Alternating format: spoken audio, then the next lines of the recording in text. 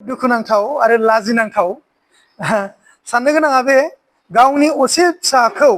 सासे बिमा बिफाया माबोरै माइगाब जुजाब अननो हाखो साननो गोनाङा बे आरो नाम्बार 2 आं बे बाथ्राखौ बुंगोन बियो जोंनि बिजोंनि थाखाय जों खामानि मावनायाव मोगा-मोगि जाबोनाय बिनि गोबां बिदिन्थि दङ नंगौ दिनैनि दिनाव माखासे बिमा बिफाया बे रोखोम गावनि फिसाखौ जायखौ इंलिश मिडियामाव फरायबाय बांसिन दोनलांलाय दोनबोलाय जोथोन लाबाय जानाय लोंनाय गासिबो गाननाय जोमनाय नाथाय बर' बिजोङाव जाय फिसाया फरायबाय बेखौ गारसोनानै दोननाय बायदि जोथोन लायै थासारिखौ जोंबो मोनबोदों नाथाय जों बिनि फिथाइखौ लासै लासै मोनगासिनो दङ दिनै साबेसे इंराजि मिडियामाव फरायनानै बे जमदुवार ओनसोलाव साक्सेसफुल मानसि जानो हादों आंहा खोब साननाय फैदों आरोखि नाथाय आं आथिखालाव मोननो हादों नोंथांमोननि ओनसोलनिफ्राय बर' मिडियामाव फरायनानै APSC क्रेक खालामनाय दङ जोंहा चरन नार्जारिनि बाथ्रा नोंथांमोननि जमदुवार कलेजनि बाथ्रा सिबिराम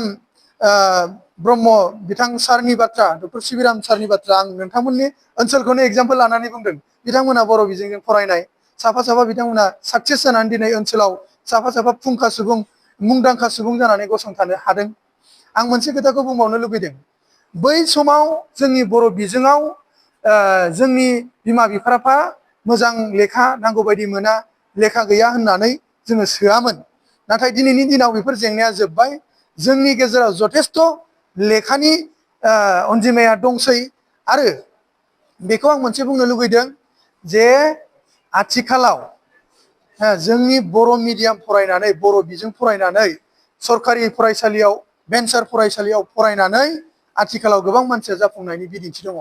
आं बर' मिडियाम फरायनाय आं भेन्सार स्कुलाव फरायनाय आंबो डक्टरेट खालामनो हादों PhD खौ आंबो कमप्लिट खालामबाय आंबो बेयाव सासे एग्जाम्पल होननानै गोग्गानानै लागोन आं बेखौ मोनसे सांग्रां खालामनो लुबैदों जे साफ्रोम इंराजि बिजोङाव फरायनाय बिमा बिफाया मिथिनांगोन जोङो बर' बिजोङाव फरायनाय जोंनि फरायसाफ्रा सिगाङाव बोसोरसे बोसोरनै बोसोरथामनि सिगाङाव गुन गोनाङा खममोन गुन गोनां सोलोंथाइ मोननाय बा बेबायदि मोनसे टेलेन्टेड स्टुडेन्टफ्रा खममोन नाथाय आथिखालाव गोबां जाबाय बिनिखायनो बै समनिफ्राय दुलाराय बर' फरायसा आफादा 2006 मायथाइनिफ्राय मिशन लायै लायै गोबां खामानि मावबोदों दा बेबायदि खामानि मावनायनि गेजेरजों दिनैनि गेजेराव बर' बिजों फरायनानै जोङो गुन गोनां सोलोंथाइ लानाय माखासे फरायसाफोरखौ मोननो हाबाय फैबाय थानाय बोसोरसे बोसोरनैनि उनावनो जायफोर बिथांमोना फिसाफोरखौ इंराजि मिडियामाव फोरोंदों बिथांमोनहा खर' हमनांगोन मानोना जोंनि गेजेराव जायफोर बिथांमोनहा साख्रि नागिरगोन स्कुल कलेजफोराव स्कुलाव स्पेसियेलि स्कुलाव LP school to higher secondary जोंनि ओनसोलाव फ्राय बर' मिडियामनि स्कुलफोर दङ इंलिश मिडियामनि गभर्नमेन्ट स्कुल गैया जोंहा दा बिथांमोनहा मोनसे जेंनायाव फैगोन देग्लायनिफ्राय फैबाय देग्लायबो दाख्लै कुइसन जादों जोंना मोननांगौमोन पारसेन्टआ बुरजामोन मानो मोनाखै थोंजों जों रिप्लाइ हरदों नोंथांना गथ'आ इंराजि मिडियामजों फैनाय बिनिखायनो दानजादों गाज्रि मोननानै लाब गैया मानोना दिनैनि दिनाव बर' बिजोंजों फरायनाय गोबां टेलेन्टेड मानसि दंसै बर' गावबागाव बिजोंखौ प्रेफारेन्स होनानै दिनै साख्रियाव मास्टार साख्रिखौ थिसननाया जाबाय थादों आरो बोसोरनै बोसोरथामनि उनाव आं बुंगोन खुला खुलियै मोनथायाबो जानो हागौ इंराजि मिडियामजों फरायनायफोरा साबजेक्ट टिचार हिसाबै बर' मिडियाम स्कुल एसामिस मिडियाम स्कुलाव मालाबाबो फोरोंगिरिनि साख्रि मोनथायाबो जानो हासिगौ मानोना गोबां जोंनि बिमा रावजों फरायनाय फरायसाफ्रा गुन गोनां सोलोंथाइ लानानै टेलेन्टेड जों फरायसाफोरखौ मोननो हाबाय बेखिनि आरो गिबियावनो बेयाव नुजानो हानाय साफ्रोमबो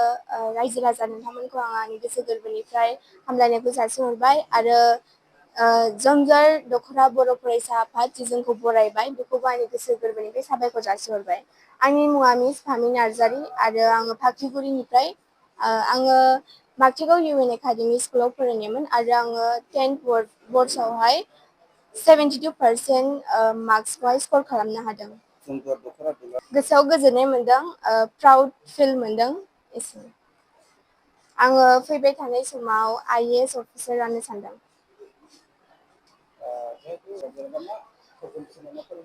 आङो क्लास 9-10 आव फरायबाय थानाय फरायसाफोरखौ आं बेखौनो थुलुंगा होनो सानोदि नोङो बबेबा जिनिसखौ गावनि गोसो गोरबोजों हास्थायोब्ला नों बे जिनिसखौ आरो नों बे जिनिसखौ लुबैनायखौ नोङो मोननो हागोन एचिभ खालामनो हागोन जिउआवहाय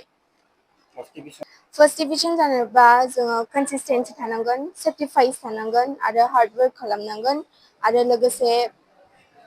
बबेबा साबजेक्ट्सफोरखौ कुइसन्सफोरखौ बुजियाखैब्ला नोङो नोंनि टिचार्सफोरनावबो सोंनो हागोन, नोंनि पेरेन्टस दङ नोङो मदद लानो हागोन।